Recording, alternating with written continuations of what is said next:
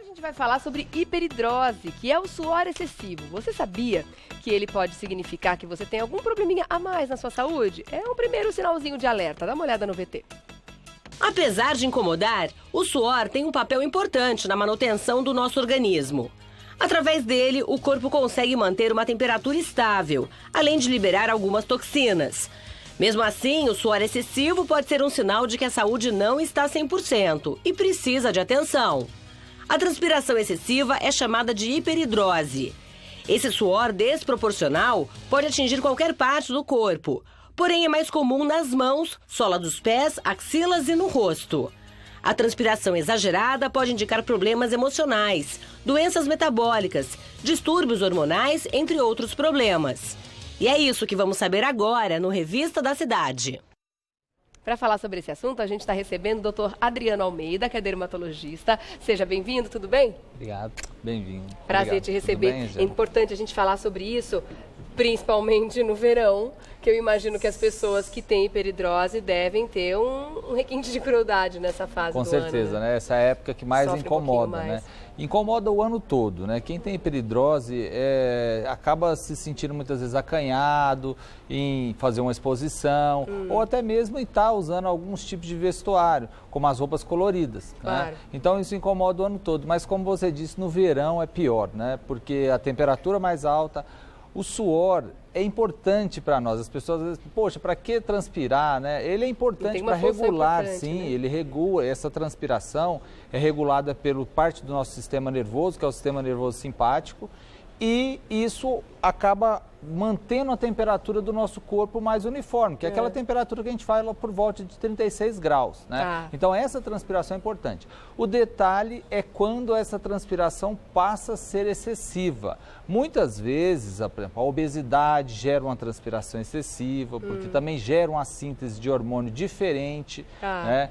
Há algumas doenças, como por exemplo os distúrbios de tireoide, também pode gerar uma transpiração excessiva, assim como o acelerar o coração, isso também pode acontecer. Então tem algumas doenças que podem gerar isso. Além da questão da ansiedade.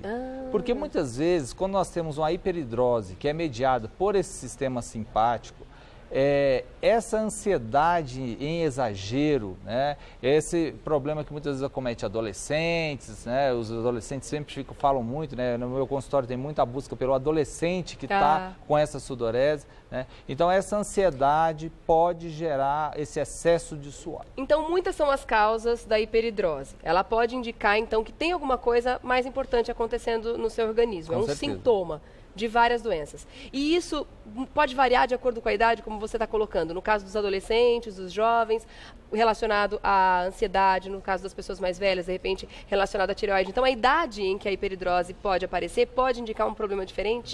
Pode indicar um problema diferente. No caso dos jovens, muitas vezes é a questão da mudança hormonal, a questão dessa ansiedade. E quando você já tem uma pessoa estável, que já não é tão ansiosa, já está acostumada a lidar, por exemplo, em público e de repente essa pessoa começa a ter uma transpiração excessiva. É muito importante que busque o médico para que seja investigado outras coisas além só da questão da ansiedade.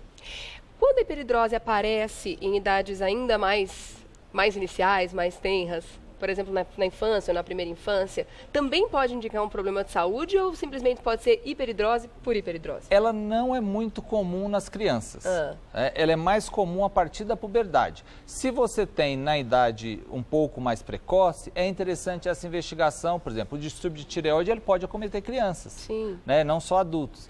Então aí vale a pena uma investigação. Não vale a pena, é uma criança, é normal suar exageradamente. Não, vale a pena investigação. Existem exames, a gente faz exames de sangue, avalia isso. Existe um teste chamado teste iodoamido. Então você passa o iodo nas regiões que estão suando e passa o amido em seguida, que é o amido mesmo. Sim, que o amido, tem aquele pozinho que a gente o faz no pozinho que mingau. tem no supermercado, para entender melhor o nosso telespectador.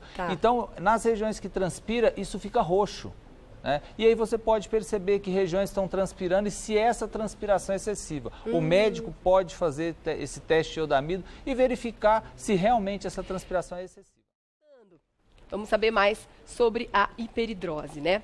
A gente estava falando das regiões do corpo, onde Sim, ela mais acontece, né? Tem algumas regiões que tem uma predileção, porque tem uma concentração um pouco maior das glândulas sudoríparas. Então, são as axilas, as mãos, os pés, Há também uma transpiração que muitas vezes, por ser uma área muito grande, acontece, às vezes incomoda, que é o tórax, além do couro cabeludo. E o rosto também, muita gente transpira, principalmente no rosto. O rosto também pode ser acometido pelo esse excesso de transpiração. Vamos mostrar o que é a glândula, então, onde ela fica. Aqui nós temos toda a estrutura da pele, né, as camadas da pele. E a glândula sudorípara está localizada logo abaixo da pele, né? De um lado está a glândula sebácea e de outro está também a glândula sudorípara. A partir daqui, ela vai emergir, a partir do poro, para o telespectador ficar, que é o ósseo, né? Ela vai emergir essa secreção através da pele, né? Então, essa secreção é importante para o tato. Quando a gente pensa que a gente, ao pegar qualquer objeto, se nós tivéssemos as mãos completamente lisas, completamente secas, dificultaria nós pegarmos, né? Então, é importante nós termos um pouco dessa secreção, da glândula sudorípara, que é o suor, para a gente ter uma sensibilidade melhor do nosso tato. Tá. Agora vamos falar da diferença entre a hiperidrose e a bromidrose. Sim. Nem sempre quem sua demais, quem tem hiperidrose, tem odor, que é, no caso, a bromidrose. E nem sempre quem tem odor tem hiperidrose. Sim. É isso? O que acontece? A hiperidrose é a transpiração excessiva. Se você não tem a decomposição, que é feita através das bactérias que estão na superfície da nossa pele ou fungos, e essa decomposição não gera odor, então você tem só um suor normal. Se você tem um suor excessivo sem odor, você tem a hiperidrose. E se você tem essa degradação das bactérias e dos fungos com odor desagradável, aí sim nós temos a bromidrose. Nem sempre, para você ter esse odor desagradável, você tem que suar muito. Às vezes você transpira pouco e tem esse odor. E por que isso acontece? Porque a gente sabe que fungos e bactérias a gente tem no corpo todo. Correto. Tem alguma coisa realmente a ver com uma falta de cuidado ou, de repente, uma falta de atenção com a higiene nessas áreas onde acontece a bromidrose? Ou algumas pessoas têm um número de bactérias ou uma predisposição maior, mesmo fazendo uma higiene adequada? Se você não tiver uma higiene adequada, você está mais suscetível. Se você não tem um sistema imunológico competente para conseguir controlar essa flora bacteriana ou fúngica, você também pode ter a propagação exagerada desses fungos e bactérias com consequente odor. Então, é importante também pensar no sistema imunológico, porque quando a gente pensa que nós temos fungos e bactérias espalhados pelo nosso corpo e que nós não temos infecções, que nós não temos, por exemplo, a bromidrose, porque o nosso próprio organismo consegue controlar essa flora, ou seja, destruir parte desses fungos e bactérias. Lembro que essas regiões que mais têm odor são regiões que ficam mais abafadas, como axila, às vezes virilha, não dá pra andar com o braço às vezes assim. Embaixo da mama.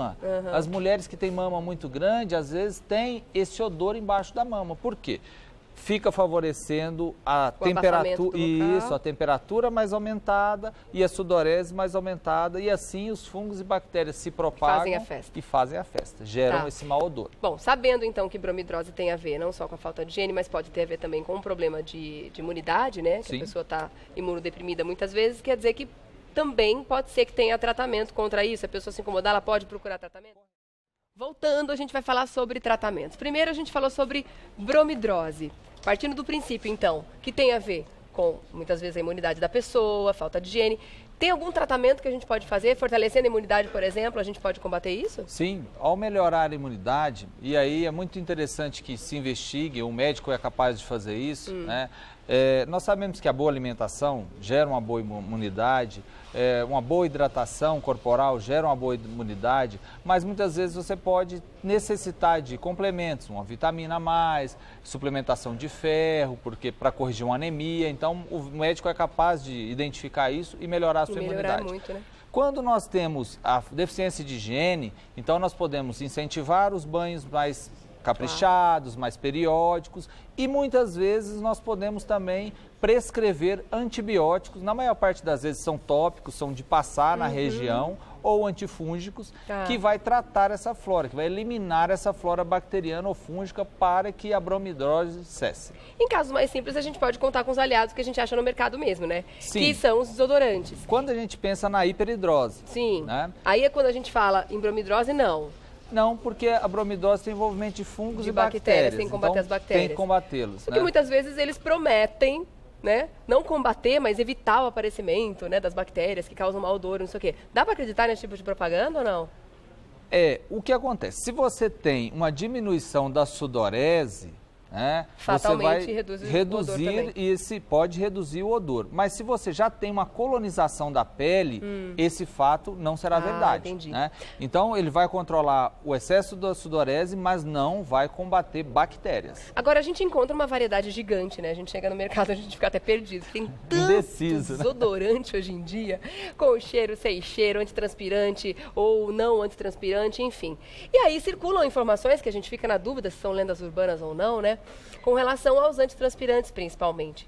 Eles dão ou não dão câncer na mulher? É aquela dúvida que a mulherada fica apavorada. Uma época ninguém mais compra antitranspirante, né? Assim, com essa história do câncer, há liberação de alguns desses componentes, né, para serem usados em antitranspirantes e que isso não gera um câncer, né? São seguros, então, principalmente, né, tinha a questão do câncer de mama, talvez por axila, está mais perto da mama, gânglios, aqui, então isso, mas isso não procede, né? Então, hoje, né, os órgãos de vigilância, eles regulam justamente isso, né? Eles não permitiriam que algo tão nocivo, que gerasse uma doença tão grave, fosse empregado em um cosmético. É o que a gente quer acreditar, inclusive, né? Tá certo. Agora, falando no tratamento da hiperidrose, existe também um aliado que é a toxina botulínica, né? Que pode ajudar muito. Correto. Né? A toxina botulínica ela é aplicada nas regiões que geram esse excesso de suor. Então, você não aplica em todo o corpo. Né? Então, por exemplo, se nós temos uma hiperidrose, uma sudorese excessiva localizada na axila,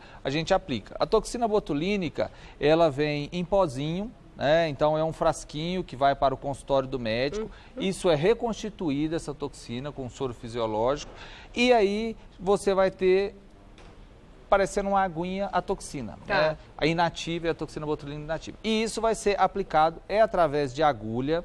Então, é uma agulha super fininha, mas é através de agulha. Muitas vezes o paciente é submetido a uma anestesia tópica, né? Então, na região que vai aplicar, passa-se anestesia e aí sim aplica-se a toxina botulínica em pontos depois de fazer o teste de iodoamida que eu citei aqui para você. Você verifica onde está transpirando mais e aí você procura naquelas regiões aplicar a toxina botulínica. O paciente, depois que faz a toxina botulínica, ele diminui essa transpiração consideravelmente a ponto de não manchar mais a roupa. Olha que maravilha, gente. É solução. E mas é temporário. Duradouro. Precisa a cada pouco voltar e fazer a reaplicação. Geralmente a gente diz que isso essa aplicação dura entre 8 a 12 meses. Então, uma vez por ano, o paciente repete a aplicação da toxina. E tem conforto o ano todo. Tem conforto o ano todo. Não é invasivo, como nós tínhamos técnicas antigamente. Né? Antigamente existia a curetagem dessa região. Então, essa região que é rica em glândulas sudoríparas, você fazia uma perfuração, vinha como uma cureta, que é como se fosse uma colherzinha, e raspava embaixo da pele, tentando remover, machucar essas glândulas sudoríparas. Com elas machucadas, com elas danificadas, elas deixavam de suar como suava antes. Né? Então, assim fazia. E também existia o laser, que queimava essas glândulas sudoríparas. Só que tudo isso é cirúrgico, tem que cortar bem mais invasivo. Né? Então tem alternativa hoje tem alternativa menos. Agora atender as perguntas do pessoal que está em casa, mandando aqui pra gente, no @Revista da Cidade, lá no Instagram. Agora a pergunta deixa eu ver o nome dela aqui, a Daniela Malavasi. Beijo, minha linda. Minha filha tem 14 anos e tem hiperidrose nas mãos desde pequena, no caso daquele que a gente estava comentando agora. Isso a incomoda muito. Ela já usou produtos tópicos, mas não resolveu. Neste caso, a cirurgia seria a solução? Ou ela pode usar a botulínica já? Ela pode usar a nessa toxina idade? botulínica, porque quando a gente pensa em cirurgia, a gente pensa em secção de nervos. Lembre-se que sempre, todo o nosso sistema de transpiração é regulado pelo nosso sistema nervoso simpático. Tá. Então, o interessante seria realmente a aplicação da toxina botulínica nos pontos da mão, para que ela deixasse de transpirar pelo menos por 8 meses a 1 ano e tivesse uma qualidade de vida. Eu digo sempre que a mão, na minha opinião, é o pior, né? As pessoas pensam que é a axila, mas a mão é muito difícil. É muito mais limitante. Quando você vai escrever, quando você... Então, tudo está sujo, tudo está molhado com o excesso da transpiração das mãos. E quem nunca viu isso pode imaginar que é um certo exagero, mas não, gente, molha mesmo. De uma prima que não podia escrever também, que molhava mesmo o caderno. Às vezes, muitas dessas pessoas, eu também convivi com uma pessoa que transpirava, ela colocava sempre uma toalha antes de escrever qualquer coisa. Então, ela já tinha uma toalha ou um papelzinho para pôr embaixo, para não sujar o papel que estava escrevendo ou o documento. Que borra tudo, enfim, é complicado demais. A Rita quer saber se a toxina botulínica ajuda a eliminar o odor. Com a diminuição da transpiração que gera e um tratamento para o excesso de fungos e bactérias localizados, ele diminui porque não vai voltar a ter aquela transpiração excessiva. Mas, Rita, você vai ter que tratar também a história do excesso de bactérias. Porque se você só diminuir a transpiração, pode ser que a flora bacteriana ainda esteja ativa em você e você ainda tem um pouco de bromidrose. Então é importante, além da toxina, tratar a bromidrose para depois não ter a recidiva da bromidrose. Sabendo que as nossas secreções, de uma forma geral, carregam vírus e bactérias, né? Tudo que sai da gente pode estar contaminado. Isso pode acontecer com o suor também? Pode carregar, pode transmitir para alguma pessoa algum tipo de bactéria, por exemplo? Se nós tivermos doenças que são transmissíveis por secreção, pode sim. Tá? Então, não só a secreção, a saliva, a lágrima, o suor também pode transmitir doenças. Tá. Então, cuidado, né, gente? É mais um cuidado que as pessoas têm que ter. A Evelyn quer saber se nas unidades da UBS essa injeção se aplica uma vez por ano. Você tem essa informação? Eu desconheço, mas eu creio que por se tratar, por se entender que essa é uma doença estética, ela não deve ser custeada pelo Sistema Único de Saúde, tá? Tá. Deixa eu ver aqui, tem mais uma pergunta. Tem. Deixa eu ver o nome dela, que é a Adriana. Beijo, viu, linda? Ela está dizendo que tem hipotireoidismo e ultimamente tem transpirado muito, não consegue mais passar uma maquiagem, ela sente o suor escorrendo nas costas, isso a qualquer hora do dia.